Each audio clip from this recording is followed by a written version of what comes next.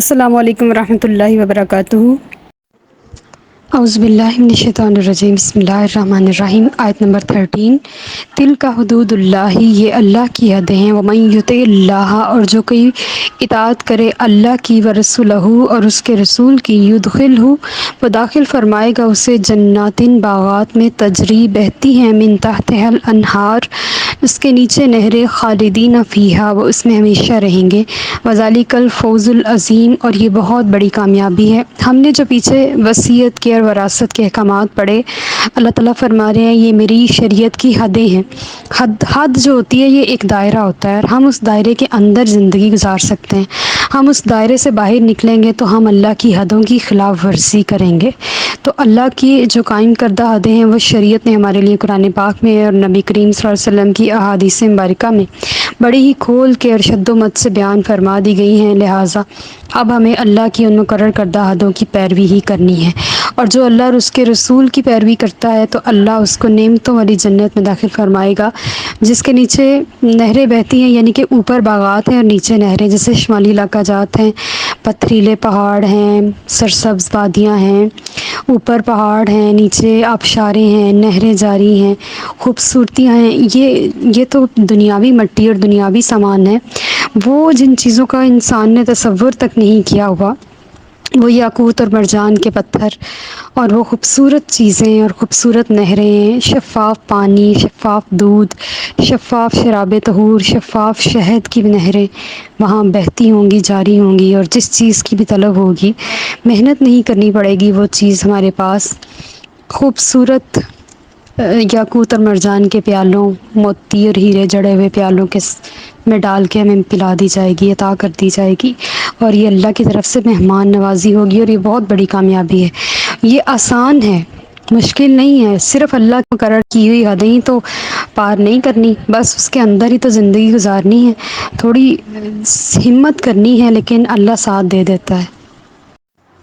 آیت نمبر 14، وَمَن یعص اللہ، اور جو نافرمانی کرے گا اللہ کی ورسولہ اور اس کے رسول کی، ویتعدیٰ، اور تجاوز کرے گا حدودہ، اس کے حدود کی، یدخلہ، تو داخل کرے گا اسے نارن، آگ میں، خالدن فیہا، اس میں ہمیشہ رہے گا، وَلَہُ عذاب مہین، اور ان کے لیے رسوا کرنے والا عذاب ہوگا۔ ربنا لا تجعلنا منہم، جو اللہ اور اس کے رسول کی نافرمانی کرے گا، حد سے بڑھے گا، تو اللہ اس کو جہنم کی آگ میں داخل فرمائے گا۔ ربنا لا تجعلنا منہم، اور اس کے لیے رسوا کرنے والا عذاب۔ عذاب تو ویسے ہی رسوائی ہے، بندے کی تو رسوائی تبھی ہو جائے گی جب اس کو دوزخ میں جانے کا سب کے سامنے حکم دے دیا جائے گا، اور ساری دنیا کے سامنے، مخلوقات کے سامنے، کریم آقا صلی اللہ علیہ وسلم کے سامنے، ہر شخص کے سامنے وہ شرمندہ ہوگا، پھر دوزخیوں کے سامنے، ہر جگہ پہ وہ رسوائی ہی اس کے سامنے آئے گی۔ اللہ تعالی ہمیں اس دن کی رسوائی سے محفوظ فرمائے، آمین ثم آمین۔ آیت نمبر 15، واللاتی، اور جو کوئی یاتینا کرے گا الفاحشۃ، بدکاری، من نسائکم، تمہاری عورتوں سے، فاستشہدوا، تو طلب کرو، علیہن، ان پر، اربعۃ منکم، چار تم میں سے، اپنوں میں سے، مرد، فإن شہدوا، پس اگر وہ گواہی دے دیں، فامسکوہن، تو بند کر دو انہیں، فی البیوت، گھروں میں۔ یہ جو ہن، آپ جہاں بھی ہننا پڑھتے ہوئے دیکھیں گے یہ خواتین کی بات ہو رہی ہے۔ ہم نے پڑھا ہے نا گرامر میں کہ نون نسوہ نہیں گرتا، وہ قائم رہتا ہے، تو جہاں بھی ہن کی بات ہوگی کہ کسی بھی ورڈ کے آخر میں اگر نون کی لگا ہوا ہوگا تو ہم سمجھ جائیں گے کہ یہ خاتون کی بات ہو رہی ہے، اور یہ جمع کا صیغہ ہے، فامسکوہن، ان سب کو بند کر دو، فی البیوت، گھروں میں، حتیٰ، یہاں تک کہ یتوفاہن، پورا کر دے اللہ تعالیٰ، الموت، ان کی موت کا فیصلہ، او یجعل اللہ، یا بنا دے اللہ تعالیٰ، لہن سبیلا، اس کے لیے کوئی رہائی کا راستہ۔ یہ علماء کے نزدیک آیت ہی منسوخ ہے۔ یہ قرآن پاک کی جو 5 منسوخ آیات ہیں ان میں سے ایک ہے۔ ایک عرب میں جو دوسری برائی تھی، پہلی تو یہ کہ وراثت کے احکامات ان کو ٹھیک طرح سے تقسیم کرنے نہیں آتے تھے، یتیموں کا مال کھا جایا کرتے تھے، اور یتیموں کے ساتھ اچھا سلوک نہیں ہوتا تھا۔ دوسری جو برائی تھی وہ زنا تھی، اور یہ جاہلیت میں بہت عام تھی، اور جو خواتین ہوتی تھیں وہ اپنے گھروں میں خاص پرچم لٹکایا کرتی تھی، لہرایا کرتی تھی، اور لوگوں کو بتایا کرتی تھی کہ ہم اویلیبل ہیں، نعوذ باللہ من ذالک۔ صرف بہت معززین کے گھر میں یہ پرچم نہیں لگا ہوا ہوتا تھا، جیسے قریش ہیں یا بڑے بلند پایا جو سلسلہ نسب والے لوگ، حسب نسب والے لوگ، ان کے ہاں یہ پرچم نہیں ہوتا تھا۔ باقی کوئی ہی گھر ہوتا تھا محلے کا، گلی کا، علاقے کا، جہاں یہ پرچم نہ لگا ہوا ہوتا تھا، اور یہ بہت عام تھا۔ اب دیکھیں ایک چیز عام ہوتی ہے اس کو روکنا بہت مشکل ہوتا ہے، دشوار ہوتا ہے۔ ایک چیز کا اتنی کامن نہیں ہوتی، اس کو جلدی دبایا جا سکتا ہے، لیکن ایک چیز اتنی عام ہوتی ہے اس کو کنٹرول کرنا بہت مشکل ہو جاتا ہے۔ تو اللہ تعالیٰ نے حکم دے دیا کہ جو عورتیں تم میں سے بے حیائی کھلی بدکاری کا کام کریں تو وہ 4 گواہ لے کر آئیں اپنوں میں سے۔ اگر وہ گواہی دے دیں تو وہ چاروں گواہی دے دیں تو ان کو ان کے گھر میں بند کر دو، اور اتنی دیر بند رکھو کہ وہ مر جائیں، یعنی کہ عمر قید کی سزا دے دو گھروں میں ہی۔ اور اگر اللہ تعالیٰ کوئی اور آیت نازل فرما دے تو یہ الگ بات ہے، یہ مدنی صورت ہی ہے، اور اس کے بعد دوسری آیت آ چکی ہوئی تھی۔ اور وہ جو 4 مرد ہوں ان کے لیے کیا ضروری ہے؟ سب سے پہلی یہ کہ گواہ مسلمان ہوں، دوسرا وہ مرد ہوں، تیسرا عقل مند ہوں، اور چوتھا یہ کہ وہ آزاد ہوں، غلام نہ ہوں۔ غلام کی گواہی جو ہے نا وہ قبول نہیں ہوگی۔ اور سورہ نور میں ہم اس کے بارے میں زیادہ ڈیٹیل سے پڑھیں گے، لیکن یہاں پہ اجمالاً تذکرہ ہے۔ اب ایک بات جو ہم سب کے ذہن میں آ سکتی ہے کہ جب کوئی عورت کسی مرد کے ساتھ غلط کاری کرتی ہے تو وہ تو کسی کے سامنے کرتی ہی نہیں ہے، یہ کام تو ہوتا ہی چھپ کے ہے، 7 پردوں میں ہے۔ یہ تو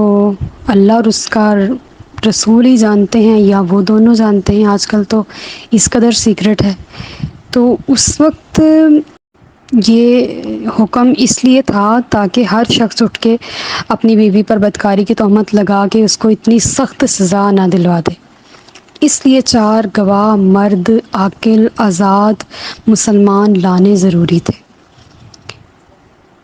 تو یہ آیت اللہ تعالیٰ نے تھوڑی سی سمجھ لیں کہ ڈانٹ ڈپٹ کی ہے اس آیت میں۔ یہ ابھی حتمی حکم نہیں ہے، حتمی حکم آگے سورہ نور میں آ جائے گا، چھپ کے ہونے والا کام ہے۔ تو اگر تو مرد اپنی بات پر پکا ہے اور وہ یہ کہہ رہا ہے کہ میں نے یہ سب کچھ اپنی آنکھوں سے ہوتا دیکھا ہے اور اس کے اوپر 4 گواہ بھی لے آئے تو ٹھیک ہے، لیکن اگر وہ اپنی بات پر ڈاماڈول ہے، اس نے ہوتا کچھ نہیں دیکھا لیکن اس نے کسی مرد کو اندر جاتے دیکھا ہے، تو اس کے بارے میں ہو سکتا ہے کہ وہاں کوئی بیمار ہو، اس کی عیادت کے لیے آیا ہو سکتا ہے اسے کسی کام سے بلایا گیا ہو سکتا ہے بازار سے کوئی سودا سلف لانا ہو۔ یعنی کہ اتنی جلدی ہمیں مس امیج نہیں بنا لینا چاہیے اور اس چیز کو غلط استعمال نہیں کرنا چاہیے، بلکہ جب تک کہ ہم سارے اسرار نہ دیکھ لیں، اگر حد کراس ہوتی ہوئی نظر آ رہی ہو تب یہ معاملہ